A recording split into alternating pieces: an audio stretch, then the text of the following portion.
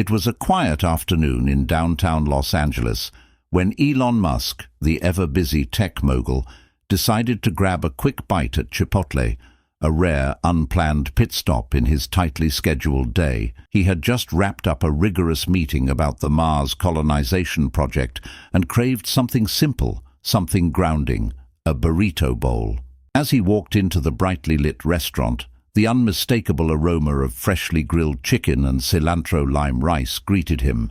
Elon, dressed in his usual casual black t-shirt and jeans, seemed almost unrecognizable to the small crowd. Most patrons were too engrossed in their own meals to notice the billionaire. Elon appreciated these moments of anonymity, rare as they were.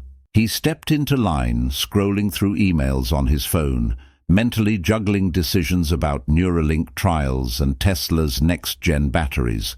He was focused, even here, until something peculiar happened. Just behind him in line, two boys, no older than 12, whispered to each other. Their voices were hushed, yet something about their tone caught Elon's attention. It wasn't the usual chatter of kids. There was an urgency in their whispers. Elon tried to focus on his order but couldn't ignore their words. One boy, his voice barely audible, said, "Do you really think he can do it? Change everything." The other replied, "I'm telling you, if he doesn't, we're all doomed." At first, Elon thought they might be talking about a video game or some sci-fi movie, but then the first boy added, "Mum says people like him always forget the little guys, but if I could talk to him, I'd tell him." The words hit Elon like a jolt. For a man who was used to controlling the room, the sense of being the topic of a quiet, uncertain conversation was unsettling. He froze mid-step, his hands tightening around his phone. Could they be talking about him? And what exactly did they mean by the little guys? Elon turned slightly, glancing over his shoulder without making it obvious. The boys, dressed in school uniforms, carried an air of seriousness far beyond their years. Their tray held a single burrito and a shared soda, an unspoken sign of limited means. They weren't typical kids arguing about superheroes or soccer. These two seemed like old souls, burdened with a knowledge they shouldn't have to carry. Elon grabbed his order and, against his usual habit of eating quickly and leaving, decided to sit at a table near the boys. As he unwrapped his meal, he could hear snippets of their conversation. Phrases like, "the planet's dying," and "nobody listens to kids," surfaced between bites of burrito. They were discussing the state of the world, the environment, technology, and the widening gap between rich and poor. And then one of them dropped a sentence that made Elon stop eating altogether.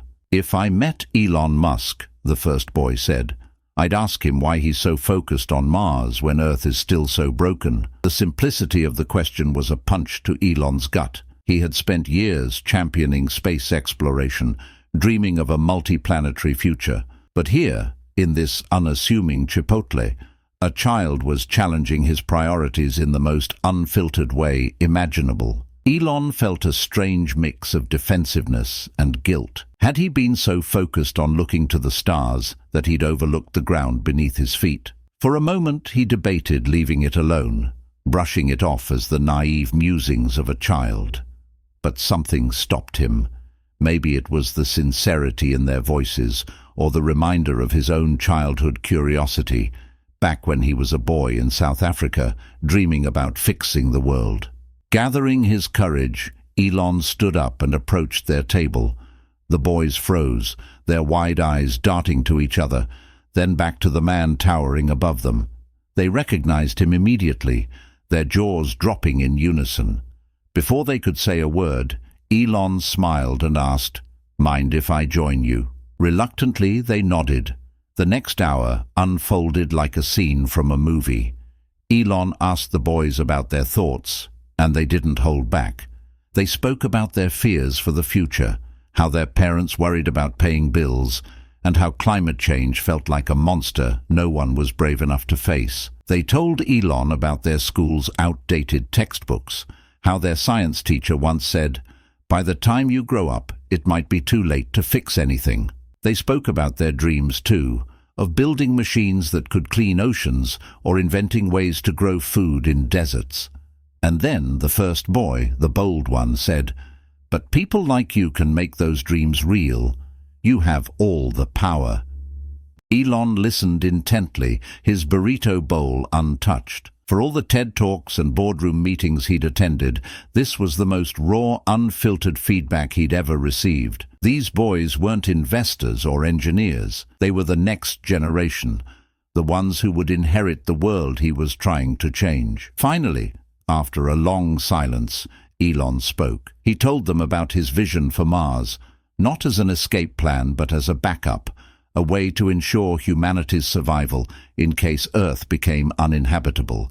But he also admitted that he could do more for the planet they all called home.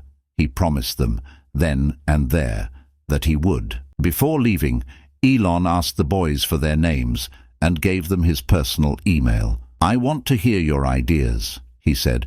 "Sometimes kids see things adults don't." The boys nodded, their faces glowing with pride. As Elon walked out of the Chipotle, he felt lighter, inspired in a way he hadn't been in years. In the weeks that followed, Elon announced a new initiative, a multi-billion-dollar fund dedicated to innovative Earth-saving technologies. He called it Project Little Giants, inspired by two boys who reminded him that the most profound questions often come from the youngest minds. And so, in a moment of serendipity over a simple meal, the man who dreams of the stars was reminded of the importance of Earth, not by scientists or politicians, but by two schoolboys who dared to ask, "What about us?" And don't forget to like, share and subscribe for more incredible stories like this one.